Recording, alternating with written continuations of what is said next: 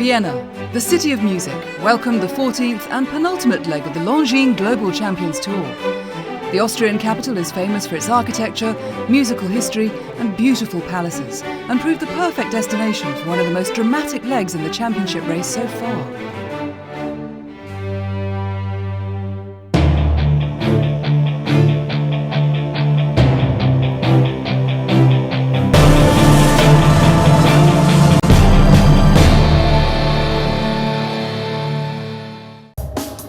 The Trabrennbahn Kreau, known for its harness racing, is the second oldest track in Europe.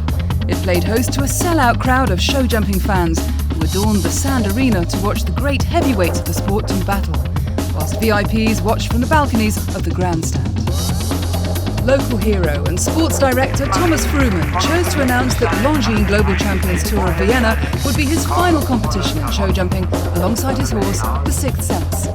The previous round in Rome had seen the Flying Dutchman Harry Smulders and Don VHP seize victory, snatching the win from the speedy Frenchman Simon Delestre, who had to settle for the silver medal. Fellow Dutchman Michael van der Vleuten set a blistering time from the front and finished in third place on the podium. Rolf-Göran Bengtsson became the new leader of the championship race, sitting at the top of the overall rankings on 272 points. But with two-time champion of champions, Edwina Tops-Alexander, just 5 points behind, it will be an all-out tussle at the top of the leaderboard in Austria. Commentators Stephen Hadley and Stephen Wild have witnessed Olympic, world and continental show jumping battles this year and took time out in Vienna to talk tour champions and ranking points. To keep it very, very simple, each of the Grand Prix have points attached to them. 40 points for a win and then incrementally down the line. So you gain your points through the season to gain the overall ranking, with exactly how it works. So you're looking to score as many points as possible. Now it's slightly changed in there, it's the best 8 scores to count. Bearing in mind we've got 15 legs of the Longines Global Champions Tour. Your lowest score you want to try and knock off all the time. So you've got your 8 best scores all the way through. So if you had an 8th place and that was your worst score all year, you want to try and get 7th place to just get a few more points. But you would only get the difference between the two. You wouldn't get anything more than that. So it's all about consistency all the way. So you might win 2 Grand Prix like Longines has, but if you haven't got other good results, that's still only going to leave you on about 80 and a little bit. But if you can go all the way through like a Christian Elman, you're going to keep picking up big points all the way, and that's going to leave you high up at the table. But as always, the champion is one that has been consistent right the way throughout and has probably thrown a few wins along the way. Throughout the year, across the globe, thousands of fans have been kept on the edge of their seats, witnessing some of the most explosive and exciting competition of any equestrian series. For me, head and shoulders above the rest was the jump off in Antwerp. Yeah. It was a long time ago now, it was the third one of the season. Florida Mariposa and Penelope Lepreveau went very early in the jump off. I think they probably went first, if I remember. Yeah, they did. I have never seen a horse go so fast over 160 in my life. It was electrifying. And I think 2 wins from Ludger Beerbaum in Hamburg on his own backyard, on a horse, a very good horse that he hadn't had very long, and he went against the clock that day as if he was fireproof. Ludger at his very best turned back to a vertical, rammed him to the last at the gallop, and really turned the form on its head and took the place by storm. That's a cracker, 34.81. Well, for me, my favourite would be Monaco, just purely because the speed of that was like anything I've never seen. But I mean, Casper, Emanuele Gaudiano, again back to a little bit like Harry, not always thought of it as the fastest horse in the world, but he went off and gave it absolutely everything he'd got, and the others just couldn't get close, and it just kept getting faster and faster and faster, and that was just, in that small arena, was electric. Oh, good man, 36.64 now, go and beat that. Whoa. The overall championship is on a knife edge, but the action has been top class from the very beginning in Miami. It's a bit like when you go to a major competition or any sort of a show as a competitor. If you win the first class on the day, you can never have a bad show. And Edwina Tops-Alexander started off in Miami on a great leg by winning the first one. She got that marker down for the start off. She's got 2 very good horses, so she's got an outstanding chance thereafter with 2 very good horses, at least 2. Keeping it very simple, there's only 2 riders that could be at the top of the podium, and that's Rolf and Edwina from that point of view. And it's going to possibly flip-flop between those. We will see. Rolf ahead at the moment. But then in 3rd place, you've got Christian Alman, who had such a great run all the way through. But right the way down to 11th spot, looking at the best scenario, any one of those could go into 3rd place. Yeah. Harry Smulders, he won in Rome, he put some good points in there. You've got Bertram Allen, who's been pretty well ever present for the whole season as well from his point of view. Simon Delestre, Daniel Blumen, right the way down to Emanuele Gaudiano, all could feature to change that overall podium. The first round course of the Grand Prix in Vienna, presented by LGT Private Banking, was a gigantic test for the very top riders in the world. Tension was high in the floodlit Sand Arena. On top form, German rider Jana Frederica Meyer entered the arena. She's all right. Our first clear. Yes, there you go. 77.08, and as Steve said, it is clear round number 1, Jana Frederica Meyer and Goya. Daniel Blumen and Apardi were looking for championship points. Very mindful of the time, isn't he? Yeah. Quite rightly too. There's number 2, and that's why he's featured several times already. Daniel Blumen 77.27. Penalties came from all over the course, and the tight time put the pressure on the riders. Oh yeah. It's not where we wanted to be. In particular, the Longines triple combination took its toll. Jessica Mendoza and her horse Spirit T made a dramatic exit. Bundles of time. Oh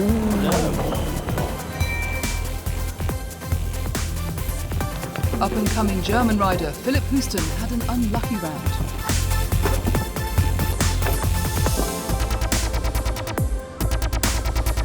Well, finishes on 16 in the end for Philipp Houston and Canella. Bassam Hassan Mohammed collected faults over the water tray and the combination fence. Lying 5th in the overall standings, Harry Smulders needed a clear to gain crucial points. Just back bar of that Oxo.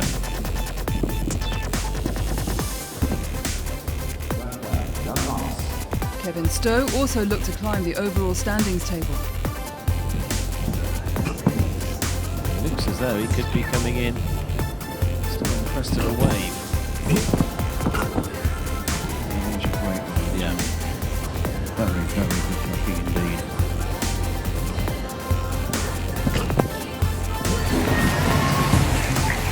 $76.98. It is clear there for Kevin Stowe. Takes up the number of clears to 7 now. Could last year's Vienna Grand Prix winner and 2015 champion Luciana Diniz do it again? Interesting really, if you think about this. If you add a stride from the triple bar to the Oxer and add a stride again, there's 2 strides they've added. That took a long time to do that. Yeah. So now what they're doing, Exactly that. lovely round, is exactly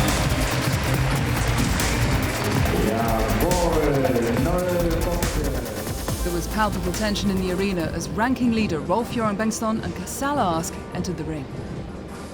Now, crunch time. right. Rolf-Göran Bengtsson of Sweden, 17-year-old Casall ASK. I'll give you a little review. Just remember, if he gets 1st or 2nd here, and Edwina doesn't get in the top few because she's going to get in there to score points as well, he could claim the championship. But before we get to all of that, he's got to jump clear here. He really has to be. There's no other way around it. 6. My heart stopped there. I don't know how it is. Short here. Steady. Short to the front row. Short again there. And short again here. Now round the corner. He's going to go 4, isn't he?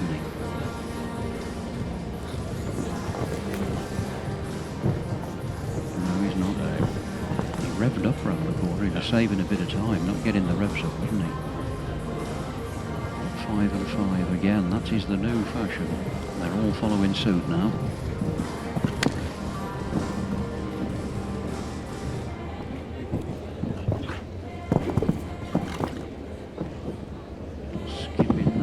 Bite your lip. Time is very good as well, which Yeah. is going to be very important to him. One more.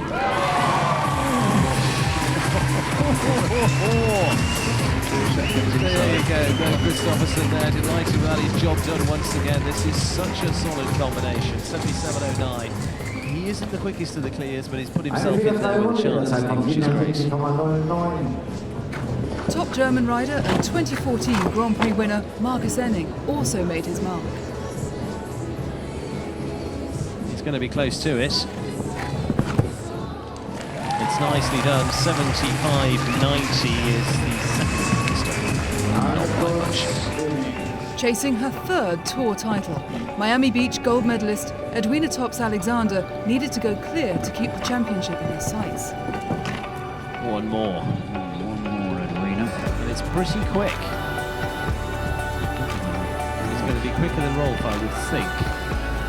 It's not, maybe not actually. Ooh, 79.13. One side false. One side false for Edwina Tops-Alexander. Karantina de Josse has it laid to heart now on Bengtsson. Scott Brash and Hello Forever were looking to repeat their winning form in Cannes. And gets there. 75.19 is why he's one of the best and he's the fastest in there. Scott Brash set to shake things up maybe here in Vienna this time. Lying fourth in the overall rankings, Bertram Allen played it least. And that's a man that's going to be in the mix as well. Monaco gold medalist Emmanuel Gaudiano had a fence.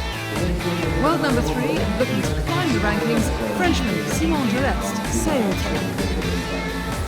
Man who could have a little influence on the overall championship now is Pierre Schwitzer. He goes clear with this one. Leonard Firma CH, 10-year-old. For him. Very good horse, but he's not quite. He's not quite had the form in the last few weeks, has he? No, and he's not quite, to the point that he started with. He's not long with this. But he rode the horse before, didn't he? Yes, he had a young horse on stage. Yeah. He's gone on very long with him. That's gone, so Edwina goes in. The high-quality field resulted in an 18-strong, star-studded lineup for round 2. Scott Brash with Hello Forever took the top spot with the fastest time. And chasing championship points, Bertram Allen, Kevin Stowe, Daniel Blumen and Simon Deleste all joined him. However, the fierce title battle had taken a dramatic turn, with Rolf going clear and Edwina just scraping through on one penalty.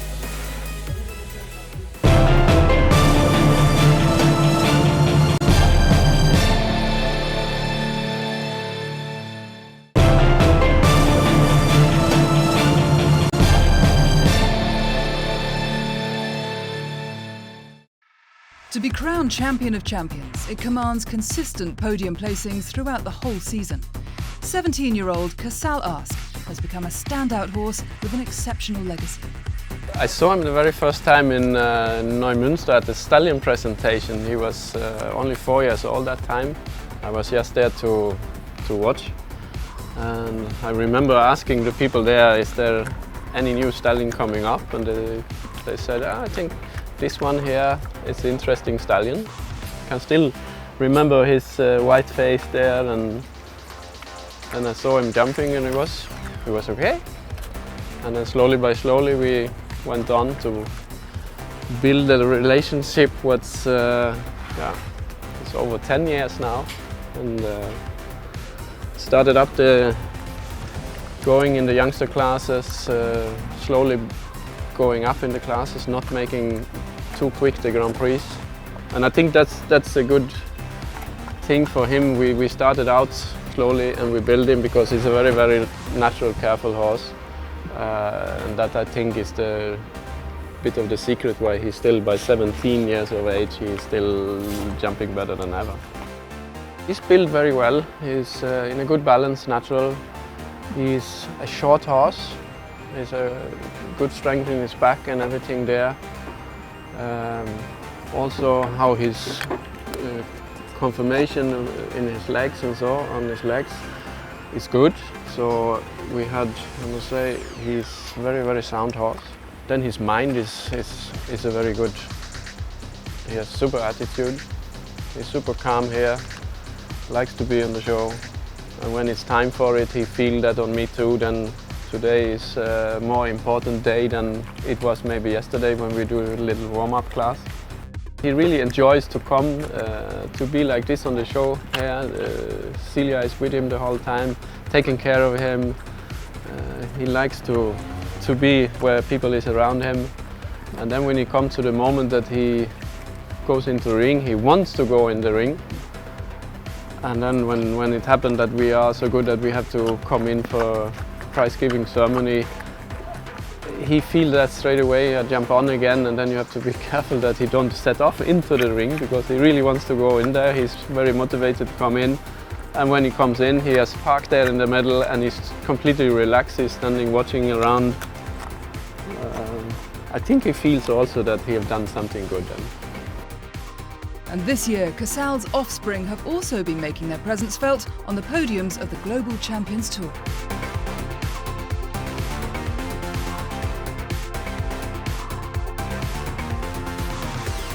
It's fantastic for a stallion to have so many good offsprings, even in that time when they are competing themselves. Also now, this season, I think I count until 7 horses after him, which is in the big sport now, doing a Global Champions Tour, and they also have been winning this season. They have been on the podium for many times. Yeah, it's difficult for himself how he competes against his sons.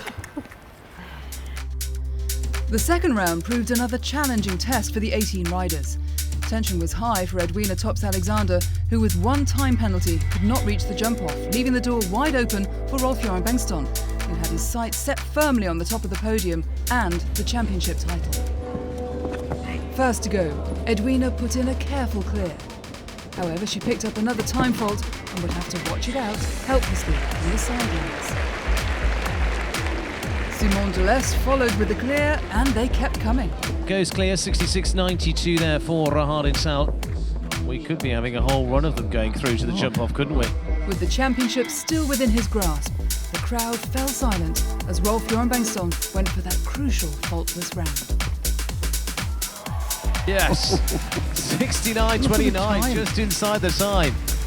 The jump-off would be a battle of the titans as immaculate performances followed from Jana Frederica Meyer, Lauren Hoff and Kevin Stowe. Faults came for Bertram Allen, Leopold Van Asten and Laura Rennick, keeping them all out of the jump-off. Come on. No. Last year's winner, Luciana Denise, and winning Mood jumped a spectacular clear. Smile on both faces. Next into the arena, German Marcus Ehning. 10th clear, Marcus Ehning. Last of the 18 riders was Scott Brash and the speedy Hello Forever, who finished on 4 faults.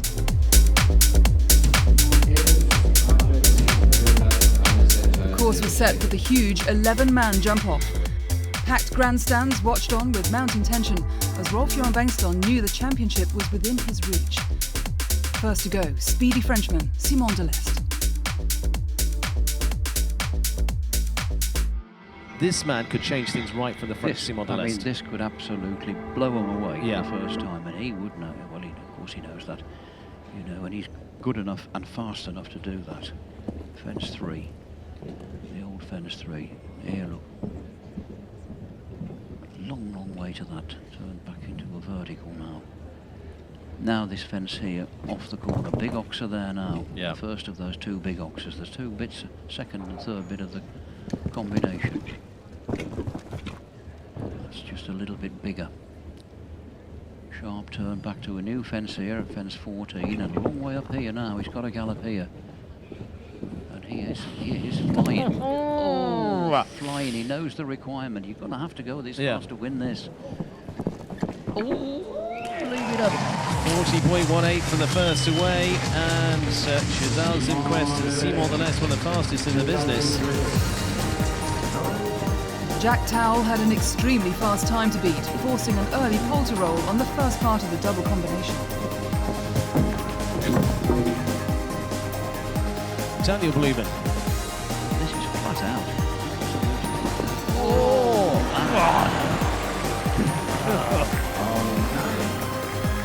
Here it is, the crucial one. Rolf-Göran Bengtsson, Casall ASK. Bo Christopherson and the team there nervously wait. I think. Yeah, you can tell from Bo's demeanour there. Yeah. And Ralph winding the elastic big style. Yeah. He's got to really just go. Yeah. Absolutely.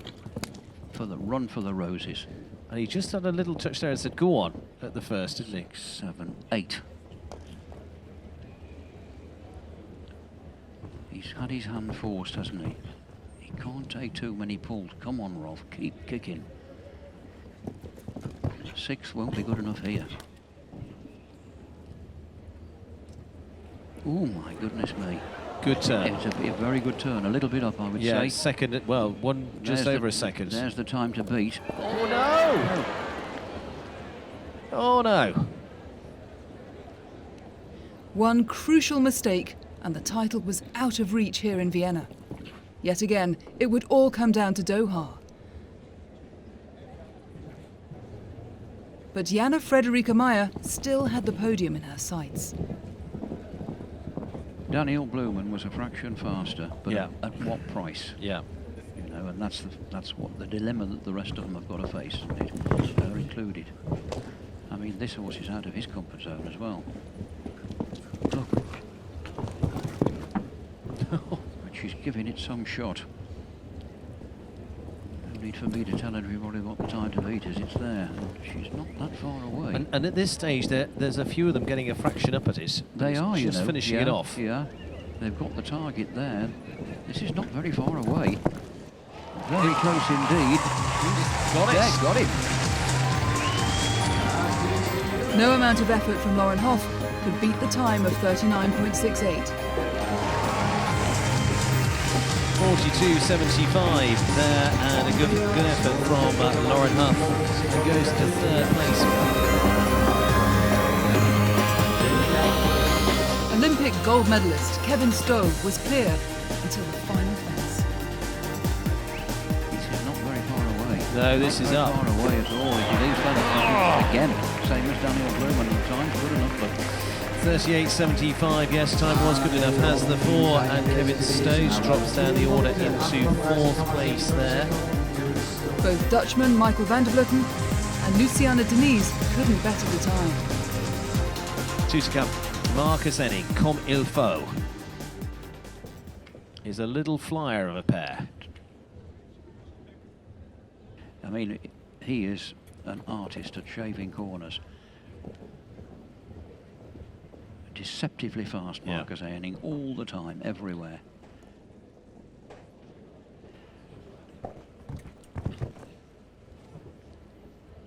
Whips back. Whips back to that. Oh, what a triumph. Now then, 24 seconds landing here. He's not far away, is he? Ooh. He's up. He's up. He's up. I think he's got to, but he's got to keep travelling like this all the way to it. 39.68. He's got to. Got to leave this. Come on, got to leave it up. There you go. What a look at that. 38.67, like the Usain Bolt of show jumping over the line. Comme il faut, Marcus Ehning. Brilliant sprint finish. The scorching time from Marcus Ehning put the pressure on final rider Jane Richard Phillips, who rolled a pole and left the German rider in the top spot. In a truly heart-stopping Grand Prix, Rolf-Göran Bengtsson and Casall ASK missed winning the overall title, with top German rider Marcus Ehning taking his second-place Grand Prix win of the season. Second place went to a delighted Jana Frederica Meyer, and back on the podium again in third place came Simon de Lest. He's an unbelievable horse. He's fighting like hell. I had already last week a Grand Prix win with him on a smaller level, but yeah, in a jump-off he's an amazing horse. 1-2 it didn't work well for me, and then I thought, no, you have to go really. Yeah, and he was, like I said, he was really fighting and flying. While the first 4 places in the overall ranking remain unaltered, there's been movement in the top 10, with Simon de Lest and Daniel Blumen moving up to 5th and 7th, knocking down Harry Smulders and Ludger Beerbaum. Rolf-Göran Bengtsson still leads the way, heading into the final leg. I'm still just a little bit in front. I'm 5 points up. Okay, that makes me feel okay anyway. But I could have made that a little bit better today and had a few more points to the lead. Now we are exactly in the same position. Nothing is over yet, but it's going to be very, very exciting to be in Doha. Doha will once again be the final destination in the championship tour, with Qatar's state-of-the-art Al Shakab Arena taking centre stage. After a blistering season so far, who will lift the trophy and be crowned Champion of Champions 2016?